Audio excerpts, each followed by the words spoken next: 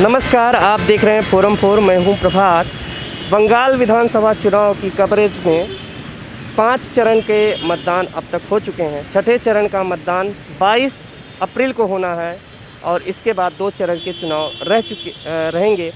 लेकिन अब तक बंगाल में क्या हुआ है, क्या कुछ बदला है चुनाव को लेकर के, और अभी जो कोरोना का जो लहर आ रहा है दूसरी बार, और इसको लेकर के जो पूरे देश में चर्चा हो रही है, अलग अलग जगह लॉकडाउन हो रहा है, इन सभी मुद्दों पर बात करने के लिए आज हम एक कॉलेज में पहुंचे हुए हैं। ITI गरियाहाट में है, पश्चिम बंगाल के कोलकाता में ये जगह है, जहां पर हमारे साथ इन सभी मुद्दों पर बात करने के लिए ये छात्र हैं। हम इनसे जानेंगे और इनसे बात करेंगे। आइए हम एक एक करके इनसे जानते हैं। पहले आप अपना परिचय दीजिए। मेरा नाम संजय चौधरी है, ITI कॉलेज से बिलोंग करते हैं। और क्या बताएं? क्या कहते हैं कि जो यहाँ पर विधानसभा चुनाव जो चल रहा है, इसको कॉलेज का क्या रोल होता है और युवा किस तरीके से सोचते हैं? आज के युवा, बंगाल के युवा पूरा 100% दीदी के साथ है। और कॉलेज पूरा बंगाल का एक ऐसा कॉलेज नहीं है जो एक भी मोदी के साथ है। आज के डेट में सब युवा हो, युवा के ऊपर जो पीढ़ी है, युवा के नीचे जो पीढ़ी है, सब हमारे CM ममता बनर्जी को पसंद कर रही है। आज जो बंगाल में उन्नति की है, स्वास्थ्य साथी से लेकर सबू साथी से लेकर पैदा होने से मरने तक की जितना सुविधा हमारी CM ममता बनर्जी ने की है, आज तक यहाँ पर कोई सरकार नहीं की है। 30 साल 34 साल की रही सरकार, CPM भी आज तक यहाँ के जनता के लिए उतना नहीं की जो 10 साल में हमारी ममता बनर्जी ने की। हम बोलते हैं 10 साल मोदी भी रहे हैं, 10 साल ममता बनर्जी भी रही है। दोनों का उन्नयन का आप डिफरेंट देख लीजिए। वो 10 साल रह कर क्या किए, अब हमारे 10 साल में हमारी दीदी हमारे बंगाल के लिए क्या किए। हम चुनाव को लेकर के बात करेंगे और आगे की ममता दीदी ने क्या किया है और मोदी क्यों आ रहे हैं और इन सारे मुद्दों। लेकिन इसी बीच आपको पता है कोरोना की लहर आ गई है और इसको लेकर के पूरे देश में चर्चा हो रही है। लेकिन यहाँ पर चुनाव चल रहा है, क्या कहना चाहेंगे इस पर? वो चुनाव चल रहा है, ये तो इलेक्शन कमीशन को सोचना चाहिए। लेकिन हमारे पार्टी की तरफ से निर्देश है, हम लोग सोशल डिस्टेंस मेंटेन भी कर रहे हैं, सब मास्क भी यूज़ कर रहे हैं। फिलहाल अभी जस्ट हम बोलने के लिए मास्क खोले हैं। हम लोग ऑल टाइम मास्क यूज़ कर रहे हैं। पब्लिक प्लेस में भी जितना हो सके हम लोग नियम कानून मानकर ही अपना काम कर रहे हैं। कोरोना को देखते हुए, हर चीज़ को देखते हुए हम लोग आगे बढ़ रहे हैं। आप क्या कहिएगा कि बंगाल में जो यहाँ पे चुनाव चल रहा है, प्रधानमंत्री रैली करते हैं, आते हैं यहाँ पर, अमित शाह रैली करते हैं, मास्क नहीं लगाते हैं, और वहीं पर जो है और जगह पर जो जिस तरीके से चल रहा है कि पूरे देश में कोरोना फैल रहा है, क्या कहेंगे? प्रधानमंत्री के लिए कुछ बोलना नहीं है। अगर वो मास्क नहीं लगाते हैं तो ये उनकी बुद्धि के बुद्धि वो काम नहीं लगाते हैं उनकी। उनके पास वो बुद्धि नहीं है कि वो लोगों को जो सिखा रहे हैं ना, खुद उनके अंदर वो चीज़ नहीं है। हमारे दीदी मास्क यूज़ कर रही है, हम लोग मास्क यूज़ कर रहे हैं, चुनाव का प्रचार भी कर रहे हैं तो मास्क यूज़ कर रहे हैं। और मास्क के बिना ऑब्वियसली हम लोग अगर चुनाव कर भी रहे हैं तो कोरोना एक ऐसी चीज़ है, अगर उसी से नहीं बच पाए तो चुनाव कहाँ से करेंगे? तो वो सेफ्टी हम लोग को लेना ही है। अगर प्रधानमंत्री अमित शाह नहीं कर रहे तो उन्हें लग रहा है वो भगवान है, और वरना लग रहा है वो लोगों पे ऐसे ही छाए रहेंगे, जो होता नहीं है। वो उनको कोरोना है तो मास्क यूज़ करके चुनाव प्रचार करे या नहीं करके चुनाव प्रचार करे। जिनको आना है पश्चिम बंगाल में, वो सब दुनिया देख रहे हैं, हमारे देश की जनता देख रही है, आप लोगों को भी दिख रहा है कि किसको कौन सपोर्ट ज़्यादा दे रहा है। मोदी कैसे बात कर रहे हैं, दीदी कैसे बात कर रही है, ये सब देख रहे हैं। तो यही कहना है कि हम दीदी के साथ हैं। हमारी जितने भी स्टूडेंट्स, जितनी भी कॉलेज की, जहाँ तक पश्चिम बंगाल में जितने भी कॉलेज है, सब दीदी के ही साथ है। मोदी के साथ तो कोई नहीं है। कोई भी कॉलेज हम लोग ऐसे नहीं है कि मोदी के साथ जुड़े हो या BJP हो या प्रधानमंत्री के साथ जुड़े हो। तो दीदी छात्र क्यों पसंद करते हैं? क्योंकि दीदी छात्र के लिए बहुत कुछ की है। पढ़ाई की फैसिलिटीज़ उन्होंने ही दिया है, कन्याश्री से लेकर रूपश्री तक उन्होंने ही दिया है। कन्याश्री एक ऐसी चीज़ है जिससे लड़कियों पे बहुत असर किया है। एक लड़की जो नहीं पढ़ पा रही है फैमिली की वजह से, वो पढ़ पा रही है। जिनके फैमिली शादी कर दे रहे थे वो अभी शादी नहीं कर रहे क्योंकि उनको पता है शादी हो जाएगा तो उनको कन्याश्री नहीं मिलेगा, जिस वजह से वो लोग शादी नहीं कर रही, पढ़ाई कर रही है। तो ऑब्वियसली छात्र के लिए दीदी करेंगे तो दीदी की ही ना सपोर्ट करेंगे हम लोग मोदी को क्यों सपोर्ट करें? मोदी ने आज तक हम लोगों को कोई सेफ्टी नहीं दिया या कोई स्टूडेंट के लिए उन्होंने कुछ नहीं किया, पर दीदी ने किया है, इसलिए आज छात्र दीदी के साथ है। क्या कहेंगे आप लोग, क्या कहेंगे? दीदी जो चल रहा है ये सब, जो हम लोग लॉकडाउन में काम, वो देखिए जो दीदी का जनता कितना काम किया है, लेकिन मोदी का कोई काम नहीं हुआ है। जनता देखिए, दीदी का पार्टी का आदमी लोग बहुत सारा सामान दिया है, बहुत चीज़ दिया है, लेकिन बीजेपी का आदमी लोग को ही दिखाई नहीं मिला है। लॉकडाउन का टाइम में कुछ चीज़ का चीज़ नहीं मिला है। दीदी का देखिए राशन मिल रहा है, 2 रुपये वाला चावल मिल रहा है, 2 रुपये वाला गेहूँ मिल रहा है, सब कुछ दे रहा है, लेकिन कुछ नहीं दे रहा है बीजेपी। 5 चरण के चुनाव हो चुके हैं। अमित शाह जी कह रहे हैं अब तक 80% लगभग सीटें उनके उसमें गई हैं।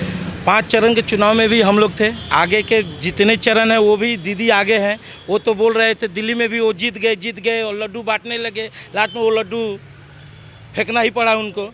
और जैसे बंगाल में भी उसी तरह बोल रहे हैं हम जीत गए, लेकिन बंगाल में भी उनका लड्डू फेंका ही जाएगा। हम लोग तो विजय मिছিল की तैयारी कर रहे हैं। हम लोग तो सब प्रिपरेशन बॉक्स बैंड बाजा बुक करना चालू कर दिए हैं। हम लोग विजय मिছিল के लिए पूरा 100% प्रिपरेशन है। 2 तारीख को हमारी सरकार बन रही है, इसमें कोई शक नहीं है। 100% ममता बनर्जी बंगाल में आ रही है पूर्ण बहुमत से। लेकिन किस तरीके से तैयारी कर रहे हैं, क्योंकि एक तरफ देश लॉकडाउन की तैयारी कर रहा है और इसी बीच आप लोग कह रहे हैं कि हम तैयारी कर रहे हैं। विजय मिছিল तो ऑनलाइन भी हम लोग कर सकते हैं, वर्चुअल मीटिंग भी करके हम ऑनलाइन कर सकते हैं। सोशल हम लोग जो उस समय इंडिया या स्टेट गवर्नमेंट का या इंडिया गवर्नमेंट का जो गाइडलाइन लॉकडाउन में निकलेगा वो लॉकडाउन का हम फॉलो करके अपना विजय मिছিল कर सकते हैं। विजय मिছিল अपने उत्साह साबित करने के तो बहुत सारे हज़ारों तरीके हैं, ज़रूरी नहीं है तो 1000 पब्लिक उतार कर हम रोड पे बैंड बाजा बजाते हुए कोरोना को लेते हुए हम लोग विजय मिছিল करें, ऐसा तो कुछ नहीं है। हम लोग तो लॉकडाउन में जो गाइडलाइन मिलेगा उसको फॉलो करते हुए हम अपना विजय मिছিল कर सकते हैं। दीदी ने अभी रैलियां जो है कैंसिल कर दी हैं, लेकिन मोदी जी की तरफ से अभी कुछ नहीं आया ऐसा।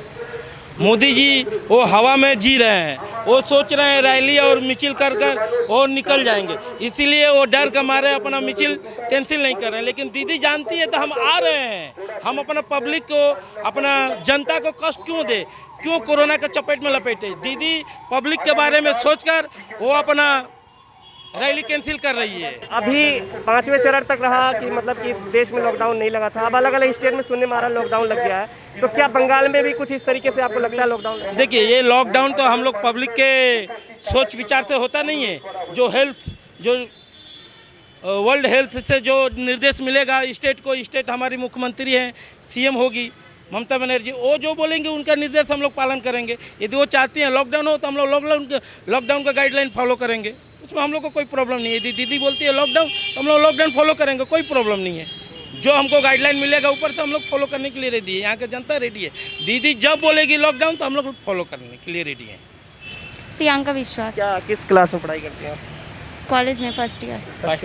क्या कहना चाहती हैं कि पॉलिटिक्स को आप किस तरीके से देखती हैं कि किसे वोट करना चाहिए, किन मुद्दों को ध्यान में रख के वोट करना चाहिए? हमको लगता है तृणमूल को, दीदी को वोट करना चाहिए, क्योंकि दीदी हम लोग के लिए बहुत कुछ किया है, जैसे कि कन्याश्री, रूपोश्री, बहुत कुछ किया है। हम दीदी को ही सपोर्ट करते हैं।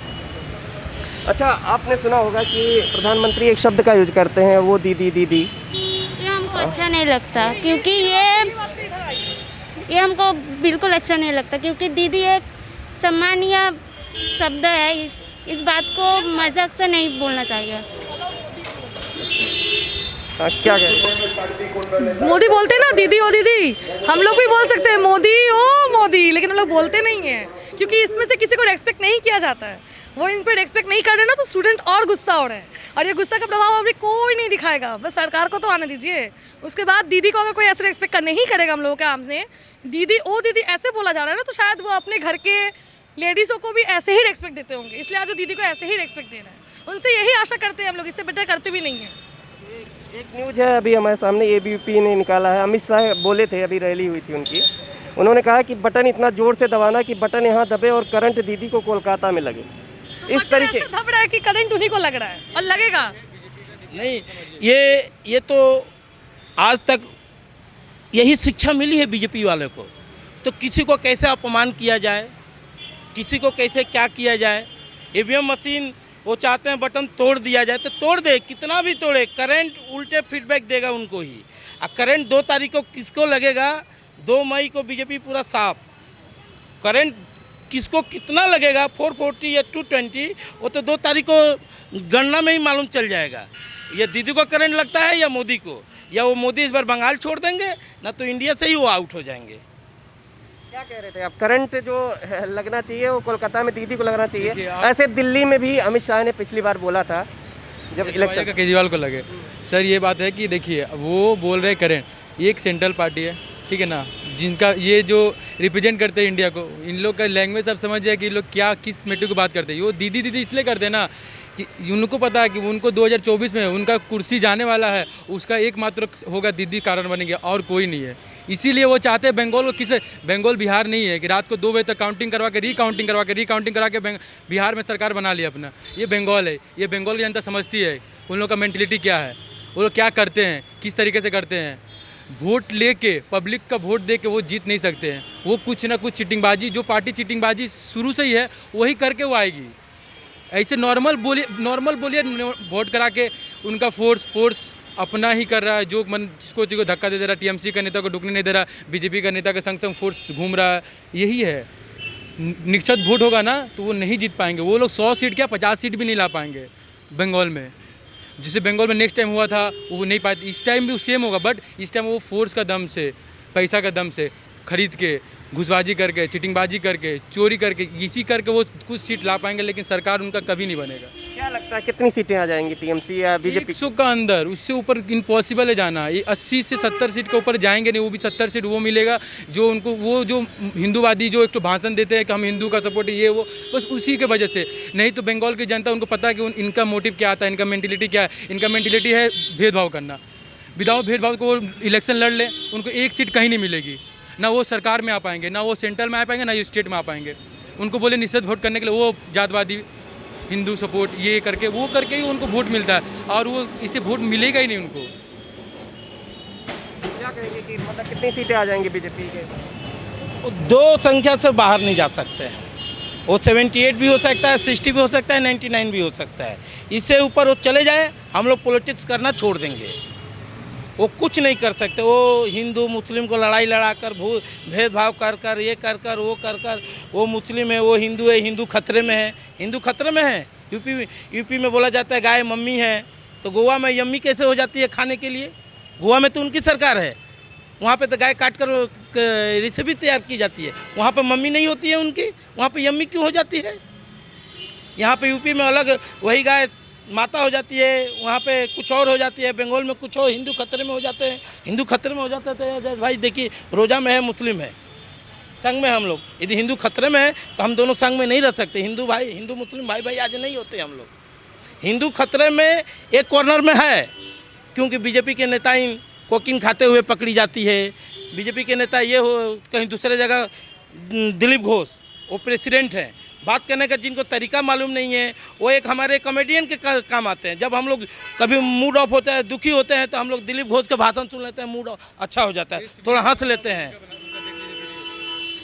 वो ऐसे हैं, पॉसिबल ही नहीं है, किसी और से चांस नहीं है। उनका एक फोटो आया था, वो मतलब क्या हुआ, एसी मैंने कार है, पूरा 5 स्टार रूम जैसा कार बना हुआ, उसके अंदर बैठ के उनका एक फोटो नॉर्मल अभी मीम्स वायरल हो रहा। अरे मतलब आपको कभी मैंने तकलीफ में हो ना, तब आप उसका क्या बोलते, उनका नाम भी लेना, क्या नाम उनका, दिलीप घोष का वीडियो देख लीजिए। सबसे फनीस्ट वीडियो, या बोलते हैं ना वो, तो शक्ल देख के आपको हंसी आ जाएगा। और वो हम यहाँ का पेशेंट, मतलब सेंस नहीं है किसको।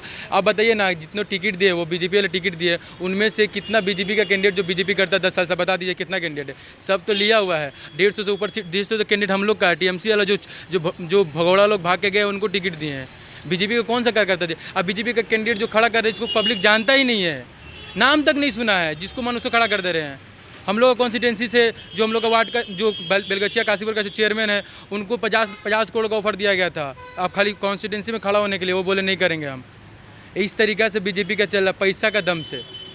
पैसा है, मोदी है, अडवाणी है जो बैठा हुआ है वहाँ पर, विजय माल्या, वो लोग पैसा भेज रहा है। तो बस पैसा भेज रहा है, मोदी की सरकार को पता रहा, सरकार 2 हाथ से पैसा बांट रही है, मैं पैसा का दम से सरकार बनाएगी। यही तो चल रहा और कुछ नहीं। नॉर्मल इलेक्शन होगा तो कभी नहीं जीत पाएगी, ये तो कंफर्म है।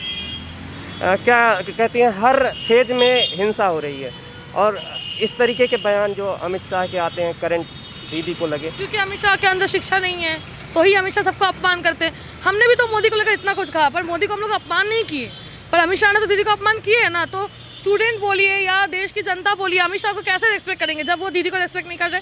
और सबसे बड़ी बात, मुख्यमंत्री तो यहाँ पश्चिम बंगाल में इतना रह चुके हैं, पर लेडी मुख्यमंत्री तो एक ही है ना। दीदी के ऊपर तो आज तक कोई जा नहीं पाया, लेडी तो एक ही फर्स्ट बनी ना। और जो लंदन तक जा चुके हैं, उनको लंदन में अवार्ड तक मिल चुका है। तो उस जगह पे जाके ना अमित शाह जिनको रेस्पेक्ट नहीं कर रहे हैं तो वो खुद ही बोल रहे हैं कि वो किसी को रेस्पेक्ट करना नहीं जानते हैं। वो ऐसा दीदी को बोल रहे हैं तो ठीक है ना, वो भी करके दिखाए, वो भी बीजेपी में कोई इस लेडी को ला के दिखाए जो पहला मुख्यमंत्री अगर वो नहीं है तो प्रधानमंत्री किसी को बना के दिखा दे।